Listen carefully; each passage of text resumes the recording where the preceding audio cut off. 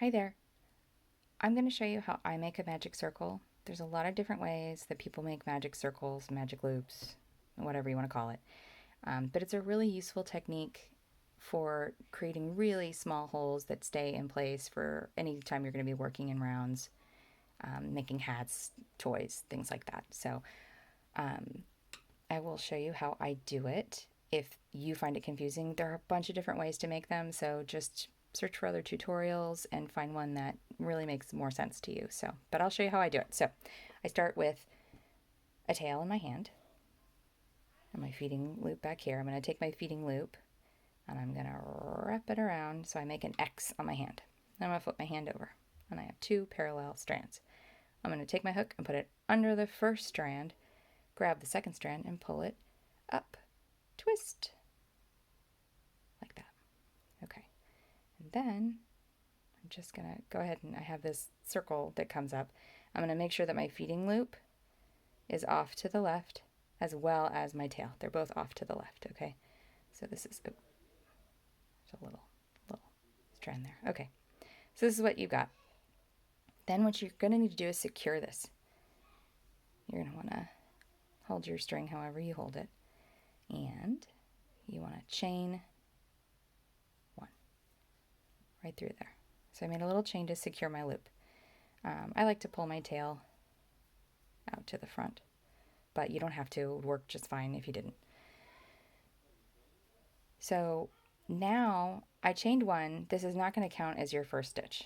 It's just holding it in place because I'm going to be making a magic circle with single crochets. You just need a placeholder. It's not going to count as a stitch. You're going to pretend, well, I mean, you're not pretending, it is this big stitch. Okay, so you're going to make a single crochet into this big stitch, which you would insert into your stitch, this giant stitch. You would pull up a loop with your feeding yarn. You would yarn over and pull through to finish the single crochet. So that's one stitch. Okay, you would go under, pull up a loop, yarn over, pull through. That's two. Yarn over, through. And that's three. Here, let's do that one more time, okay? And then we'll move on. So, magic circle. We're going to put our tail end in our left hand, hold it with a thumb, wrap it around so there's an X, flip it over so we have two parallel lines.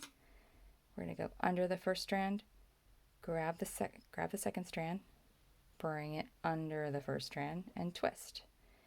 Then we're going to go ahead and I just pull both my strands off to the side here. Like that. They both need to be on the left. Okay, so this is what our loose loop looks like.